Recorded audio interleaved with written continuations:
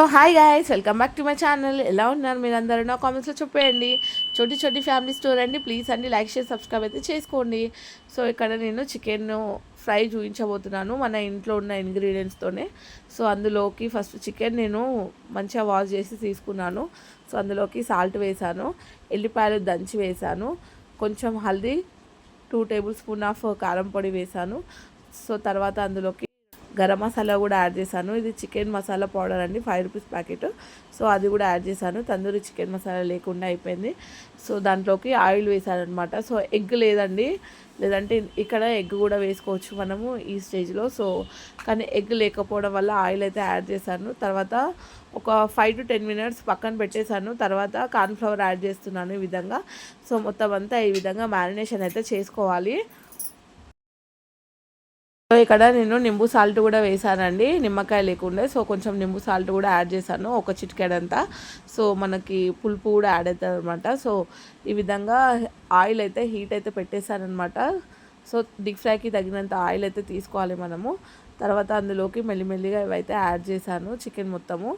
So కొద్దిగా add చేసుకుంటూ fry చేశానండి. సో ఈ విధంగా లో ఫ్లేమ్లో అంటే మీడియం ఫ్లేమ్లో పెట్టుకోవాలి మనము మంటను. కొంచెం లోపల నుంచి ఉడికేలాగా మనం ఫ్రై చేసుకోవాలి మెల్లిమెల్లిగా.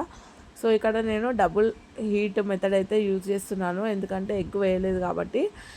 క్రంచీనెస్ కోసం అయితే డబుల్ హీట్ మెథడ్ అయితే యూజ్ చేస్తానన్నమాట. సో ఈ విధంగా మెల్లిమెల్లిగా కదుపుతూ మొత్తం అంతా ఈ విధంగా ఫ్రై చేసుకోవాలండి చికెన్ మొత్తంని కూడా. సో ఆల్రెడీ నేను ఒక వీడియో కూడా పెట్టుండే. సో తందూరి చికెన్ మన soya sauce and chilli powder ఇవన్నీ అయితే యూజ్ చేశాను, అజినమోటో అవన్నీ అయితే యూజ్ చేశాను అది. సో అది కూడా ఒకసారి చూసి ట్రై చేయండి. మనకి ఇంట్లో ఏమీ లేకపోయినా ఉన్న ఇంగ్రీడియంట్స్తోనే ఈ విధంగా చక్కగా చికెన్ ఫ్రై అయితే చేసుకోవచ్చు ఈజీగా, పిల్లలు తినేటట్టుగా. మనకు కూడా కొంచెం టేస్టీగా ఉంటుంది అనమాట ఇది. సో ఈ విధంగానైతే చేస్తూ ఉంటాను మన ఇంట్లో ఉన్న దాంట్లోనే. చికెన్ కర్రీ కాకుండా ఈ విధంగా కూడా ఫ్రై చేసుకొని తినవచ్చు. ఇది టమాటా చారులోకి, కొంచెము రసంలోకి, పప్పులోకి, అన్నిట్లోకి బాగుంటుంది అనమాట ఇట్లా చికెన్ ఫ్రై చేసుకొని సైడ్ డిష్ లాగా పెట్టుకుంటే. సో బయట మనకి దొరికే చికెన్ ఫ్రైలో ఆయిల్ ఎట్లుంటుందో మనకు తెలియదు. సో ఎక్కువ అయితే నేనైతే ఇంట్లోనే ప్రిపేర్ చేయడానికి ట్రై చేస్తానన్నమాట. సో బయట నుంచి ఎక్కువ ప్రిఫర్ చేయము.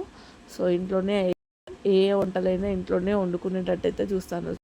చూసారా, ఒక 2-3 మినిట్స్ వరకు మళ్ళీ ఆయిల్ అంతా బాగా హీట్ అయ్యే వరకు ఆగాలి.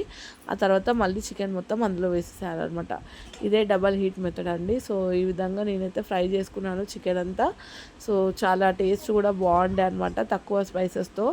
సో క్రిస్పీగా వచ్చిందనమాట డబుల్ హీట్ మెథడ్ వల్ల. సో ఈ విధంగా మనం చేసుకోవచ్చు ఇంట్లో. సో మీకు నచ్చిందా? ట్రై చేయండి, తప్పకుండా ట్రై చేసి టేస్ట్ ఎలా వచ్చిందో కామెంట్స్ అయితే చెప్పండి.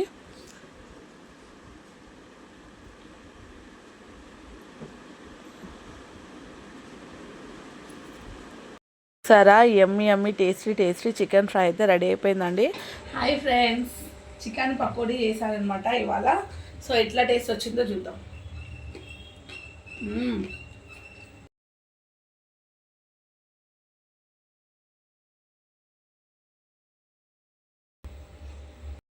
సో రెసిపీ మీరు కూడా ట్రై చేయండి. ట్రై చేసి టేస్ట్ ఎలా వచ్చిందో కామెంట్స్ అయితే చెప్పండి.